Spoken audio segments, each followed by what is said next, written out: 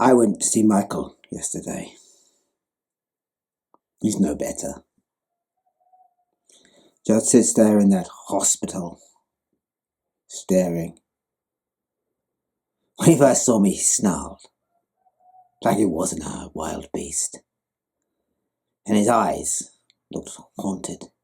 And then he looked away, and nothing. I tried talking, nothing. And when I remember that bright young man who first caught my eye, in my classes, I was a professor in those days. And he reminded me I had known of his sad story. Michael was born to a family in the very process of breaking up. His father had already found himself another woman and was distancing himself from his two sons, Michael and his elder brother, Peter. Poor Peter.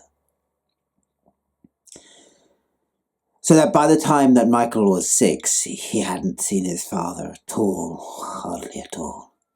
And his father never saw his father. It was like it went down the bloodline. Somehow they avoided each other. But anyway, Michael's mother, he said, who never had much money, wanted to go on holiday, so she demanded that their father take them when he was 6. And his father took them to a luxury caravan, a holiday park. Michael said he would have remembered it terribly fondly. Father and his two sons. Oh, he had a girlfriend in the local town. Of course he did. He was one of those sorts of men. But he kept that part away.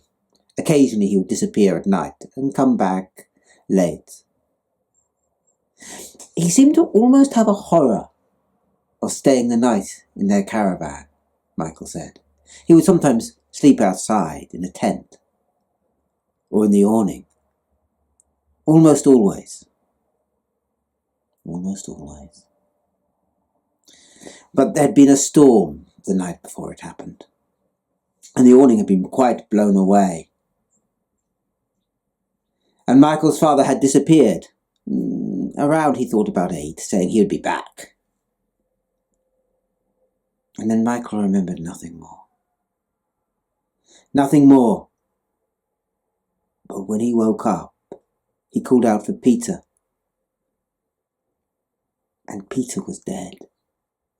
And already his father was armed and calling the police.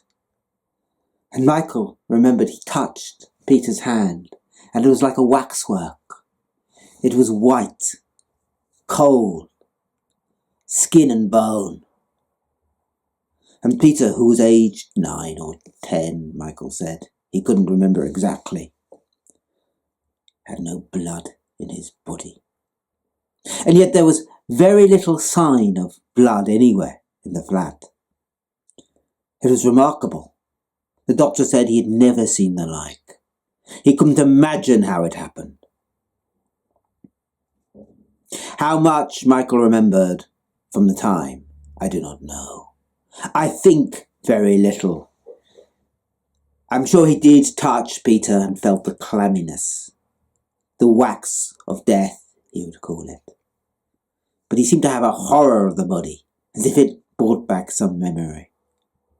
He didn't go to the funeral, he told me later. And then his father disappeared. Some said he had moved to Australia, some to New Zealand. Many men rumoured that he had gossiped that he had tried to escape the inquiry, and I researched it, and I found indeed the police did suspect him, and that his movements had been traced. He had gone to his girlfriend, but he had come back a slightly worse wear at about 1 o'clock in the morning, and that the guard of the holiday park had found him trying to fumble for the night key, and had escorted him back to his caravan and laid him, fairly drunk, in his bed. And so it was, Michael thought. That was the first night he had spent in their caravan. Sleeping. It must have been, Michael said, with later adult sight. Be that as it may, in the morning Peter was dead, and the father could account for it not at all. He didn't know whether Peter was dead when he came in. He hadn't checked. He had been too drunk. But the guard was sure that nobody had left the caravan after his father arrived, including his father. And so the police, of course, suspected him, but there was no way he could have done it. Where did the blood go? And so they let the father go, and he disappeared. And that should have been the end of the story. A sad story, a queer story, but a tragedy who lay upon the past.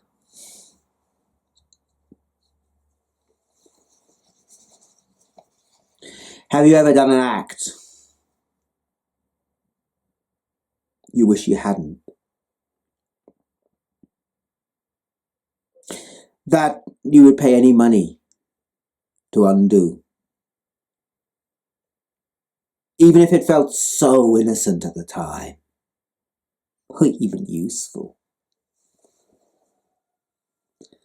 When Michael told me his story and his surname Purvis, and that his father's name was Henry Arnold William Purvis, I determined to find the man.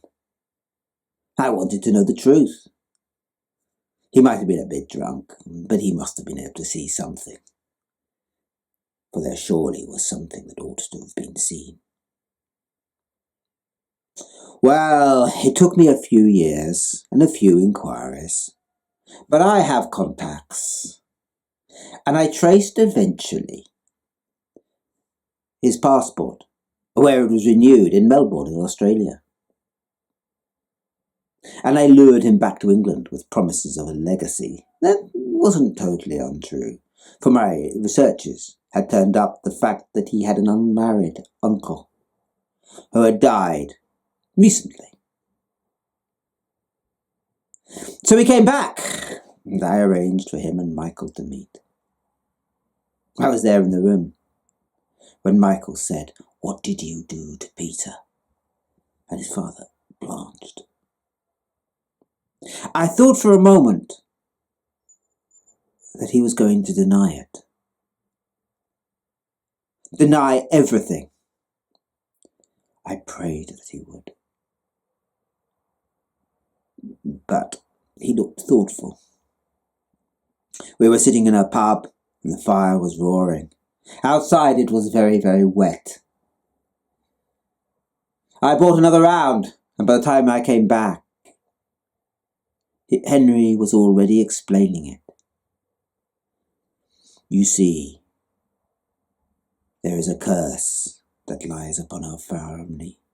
Call it a virus that only we inherit.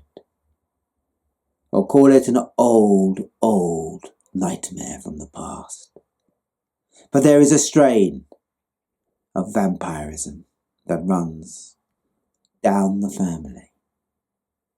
Father to son. Some generations skip it altogether. I hoped I had. My father had. And I wondered if it had gone down my uncle's line, but I see no evidence. But you go back a few generations. You will see how it works. It is only in the male line of the family.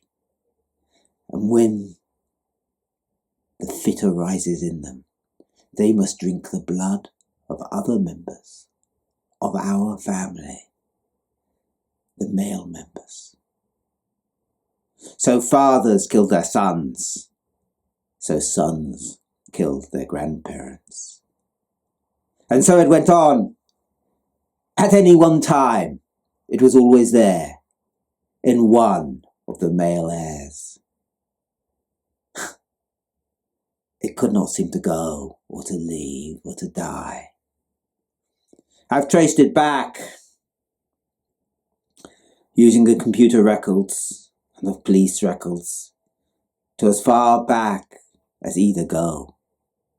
And beyond that there is legends of a curse, or a dream, or a pool, as far back as the early 17th century I've traced it. I did all of this afterwards. I didn't know how the curse worked, or at least I only had a suspicion, a rumour from something once my father had said, for he was careful never to spend a night under the same roof as I. For that was how the curse worked. If two were bound together, two relatives of the male bloodline, and one had the vampiric strain, the other would be sure to will wake up dead the next morning, with no blood in their body. None at all. And so you can imagine my horror when I realised that I must have killed Peter. That the line lay in me. That how could I have known? Even as the dogs had barked and as Peter had died, how could I have known? And have I not run from you? Have I not kept myself away to make sure that my vampirism dies with me? I want no more victims. I want no more heirs. The male line has grown all too thin of late. You and I, my son, are its last members. Now, I knew something of these kind of curses, and this idea that Henry had, that the curse would just die if he died, I wasn't sure I held with it. It is often the way that there is some other male line, some distant cousin, some illegitimate child, who would have got the curse. And what then? What atrocities could have been committed? I could have cited him half a dozen cases that I knew from the 17th century. I think I mentioned a few. And he looked at me in horror and said, well, what would you have me do? And I said to him, how does the curse work? And he said, we must be alone together, only him and I under the roof, and I will turn to a vampire in the dark of the moon. But does anything else change? You're not able to shift shape? No. And you're not able to become stronger?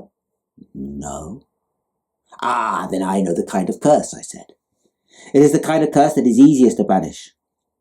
The vampire will die if it does not get its desire. You and Michael must spend a night together, under the same roof. Don't worry, I will give Michael a gun, and I will give him a phone, and I will be just a call away, outside the door if I must. There will be no danger to him. We will lay the curse that way. And Michael,